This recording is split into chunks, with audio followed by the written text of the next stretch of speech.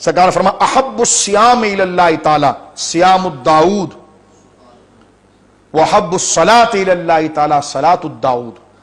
اللہ کو پسندیدہ اگر کوئی روزہ ہے تو روزہ داؤد ہے. یہاں سے ایک مسئلہ اور بھی آیا, کہتے غیر اللہ کی طرف کوئی نسبت ہو جائے نا تو چیز حرام ہو جاتی ہے.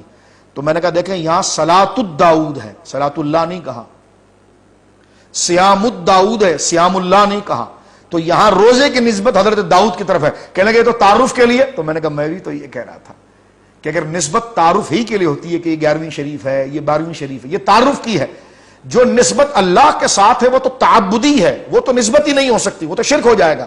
ہاں جہاں پر یہ کہہ دیا گیا کہ یہ غوث پاک کا ہے, یہ فلاں کا ہے, تو یہ تعارفی ہے کہ ہے تو اللہ کے لیے, لیکن ثواب اور اجر اور تاریخ غوث اعظم کے ساتھ ہے. تو لہذا اس لیے تو یہی نسبت یہاں پر دی ہے کہ احب الصیام الی اللہ تعالی صیام الداؤد, پسندیدہ روزہ اللہ کے قریب جو ہے وہ روزہ داؤد ہے. پسندیدہ نماز اللہ کے قریب ہے تو وہ نماز داؤد ہے. نماز داؤد, اب دیکھیں نماز داؤد یا نماز اللہ,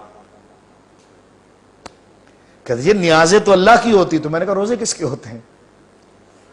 کہتے یہ آپ نہیں کیسے کہتے غوث پاک کی نیاز اور داتا صاحب کی نیاز اور بابا فرید کی نیاز, امام جعفر صادق کی نیاز, تو امام حسین کی نیاز, نیازیں تو اللہ کی ہوتی ہیں.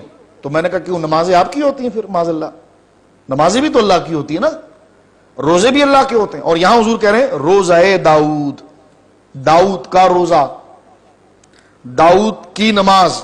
نماز داؤد کی کیسے ہوگی؟ نماز تو اللہ کی ہوگی.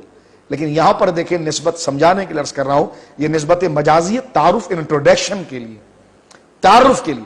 تو غوث پاک کی نیاز انٹروڈکشن کے لیے کہ ثواب ان کو پہنچے. تعبدی نسبت تو اللہ کی ہے, وہ تو اللہ کی طرف سے. تو لہٰذا اتنا توسع رکھنا چاہیے.